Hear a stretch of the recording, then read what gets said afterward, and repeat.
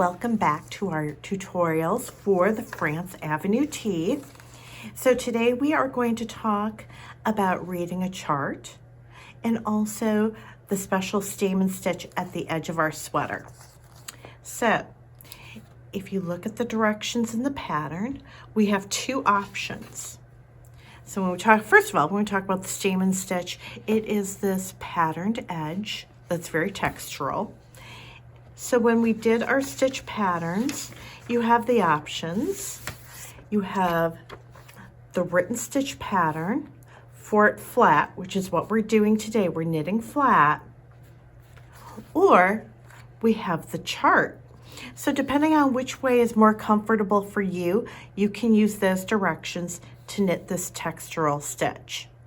So what happens is that when you're reading a chart flat, it's very different than the round.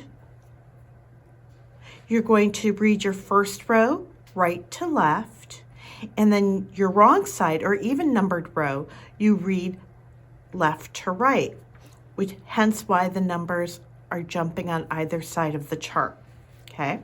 So we have already put in one knit row in preparation, getting ready for you. So now we would be on row 2, which means we're going to start reading here. And when we read with the key, that means we're on the wrong side, so we're going to knit. And then this little symbol is for slipping with the yarn. So it means that we're going to slip one purlwise with the yarn in back of our work. So let's follow along for that row 2.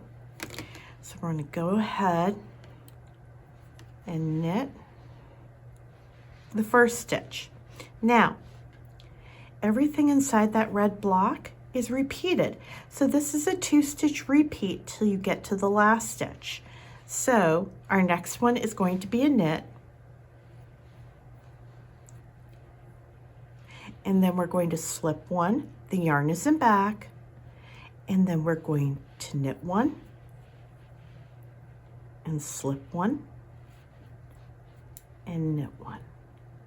So always slipping purlwise.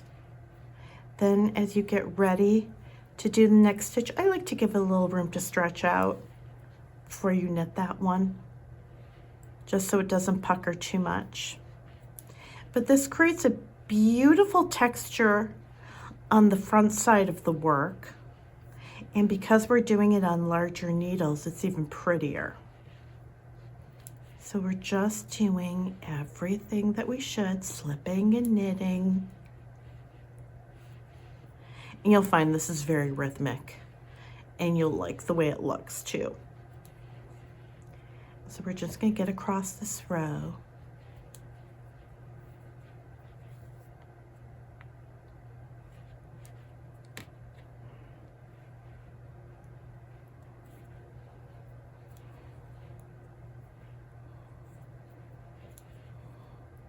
Slipping, and we're at that last stitch, and we knit it. So it's just that easy. Now we're going to go back to the right side, and according to the right side, we're just knitting all the way across. So you look at your key, the blank square is going to tell you on the right side you're going to knit.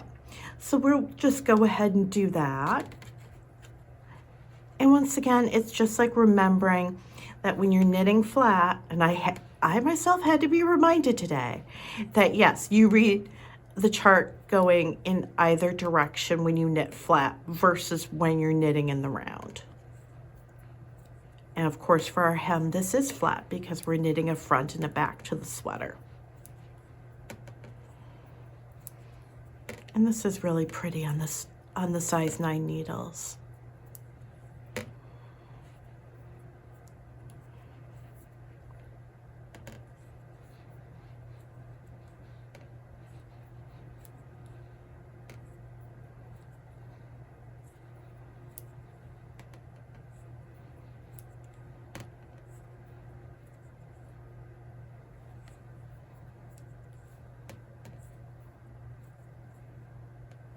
We're going to get all the way across the front here.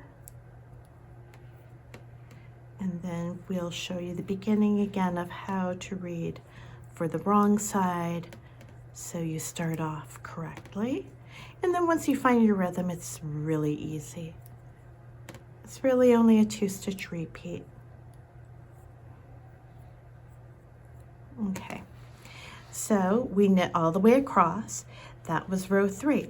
Now for row 4 on the wrong side, flip that around, give myself a little slack, and we're going to start with a knit stitch, and then we're going to slip knit until the last stitch which we knit. So just a little bit different than the last time, but it creates an interesting texture. So slipping and knitting. And we're just going to do that all the way to the end like we did last time. So I hope this actually makes sense to you as you do this and as you read the chart, because this is the direction for doing it flat. And actually, if you look carefully at your pattern, in red, the numbers are for working flat. But once we get to places like the neckline and the sleeves, which are worked in the round, then we're going to be using the alternate directions, same chart, but done differently. And we'll come back and learn about that too when we get to that point. So I hope this made sense for everyone. I'm just going to keep working away here, and we'll see you for our next tutorial.